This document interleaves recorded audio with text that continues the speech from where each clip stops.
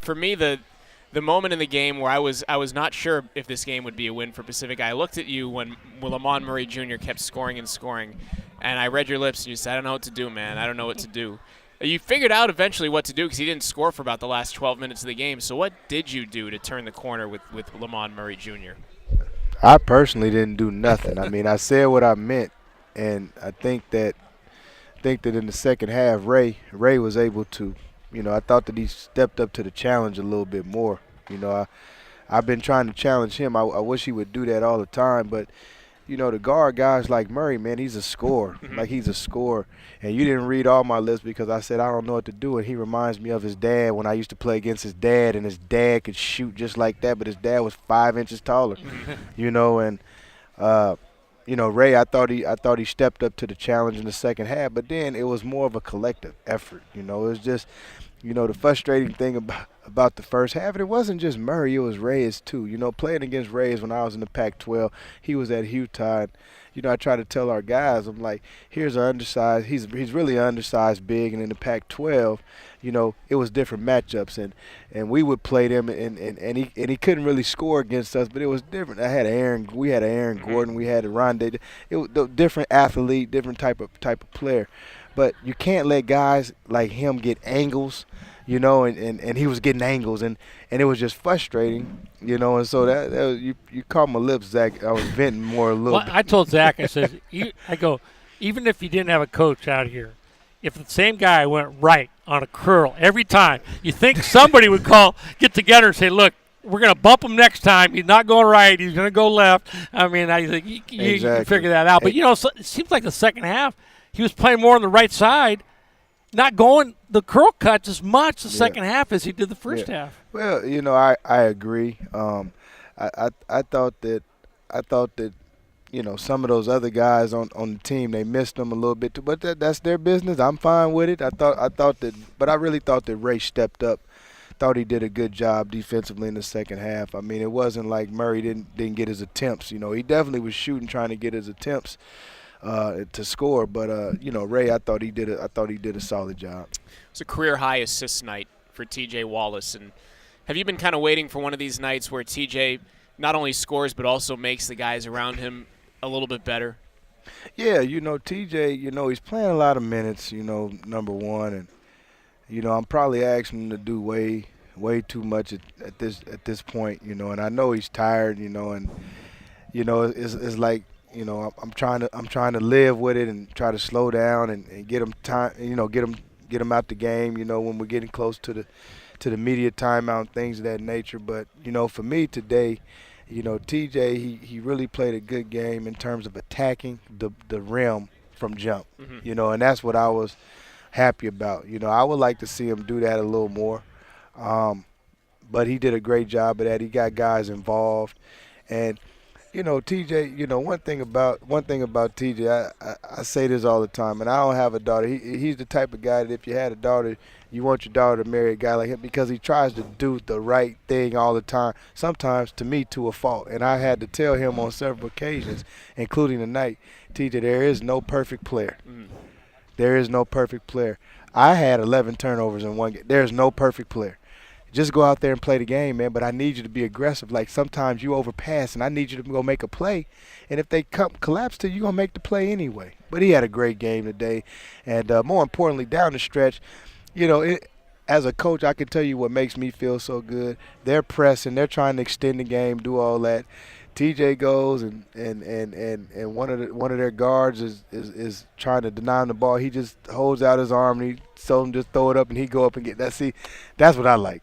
See, that's when you got somebody that the other team can't guard. Well, I mean, TJ had a great game. I thought one of the important plays. I know the ref called that one reach-in tip foul. Deal when you guys were down 1 or 2, I think at the time, or maybe down 1. I go, ooh, man. When I played, now this was a long time before you, that was an automatic foul. Yeah. Anybody reach behind, automatic foul. Yeah. Then they got to the point where they never called the foul. Right. Now it's always a tip ball, loose ball, where they could have threw it down, maybe got a layup.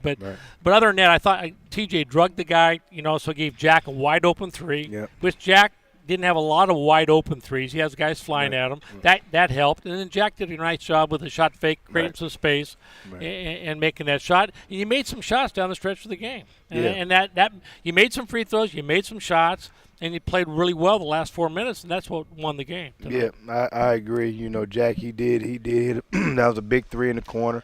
He hit a big three to put us up one, coming down the stretch also. But Jack, you know, what's amazing with me, Jack plays with a motor all the time, and what I want to do with him moving forward, and I've been harping on him, is if Jack can just get a little more fundamentally sound on both ends of the floor, you know, in terms of, you know, just knowing where he needs to be on defense and at times following what we're doing on offense, because I can never fault his hustle.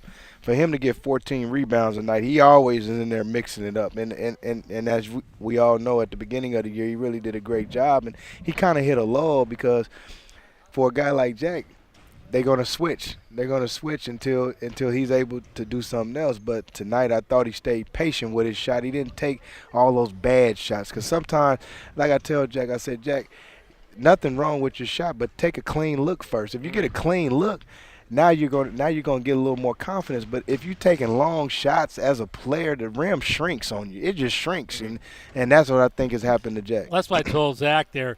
You know, when he shot the one with 2 seconds, there's 3 seconds on the shot clock, I go, that's a free shot. I mean, there's no pressure on those shots. You can shoot those shots any time. Now, if you take that same shot on the first pass of the offense, that's not. You have to make those shots, you know what I mean? And that's the difference in the pressure. Not to end on a negative after a win, but, you know, your team wasn't able to survive a slow start in Provo. They were able to survive a slow start tonight. Might not be able to survive a slow start on the road at USF, and I know you've been trying to get these guys to buy into, hey, you have to come out the hungrier team. You're going to have that same message, I'd imagine, for him going into USF? You know what I took out of today? You know, I guess coach has been in the business. He was a great coach for a long time.